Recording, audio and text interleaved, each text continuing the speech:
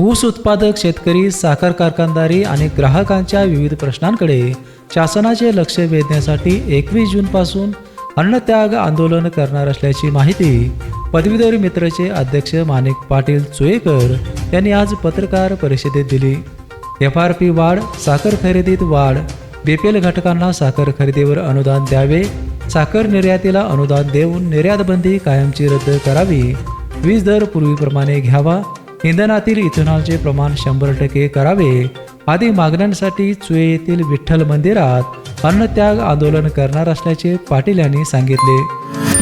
चुये या माझ्या गावी रविवारी सकाळी 10 वाजल्यापासून मी साखर कारखानदारी आणि शेतकरी या संदर्भात अन्नत्याग आंदोलन करत आहे. ते अन्नत्याग आंदोलन बेमुदत स्वरूपाचं असणार आहे. त्याचा उद्देश एकच आहे की सध्या शेतकऱ्याला त्याच्या उत्पादन खर्चावर मिळणारी FRP ही फारच कमी आहे. ती आता 3600 रुपये, ती आम्हाला 3650 रुपये, ती आम्हाला 8500 मिळावी.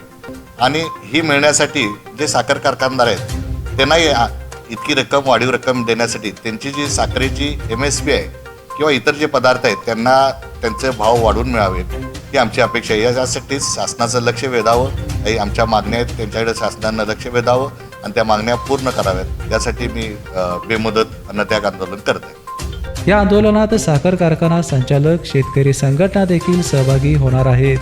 या पत्रकार परिषदेला किसान मोर्चाचे भगवान काटे, रेशन महासंघाचे डॉक्टर रवींद्र मोरे, मुकुंद पाटील, रुपेश पाटील, सदाशिव कुलकर्णी, बाळ नाईक आदी उपस्थित होते. बेपेनसाठी कोल्हापूरहून विजय यशपुत्त.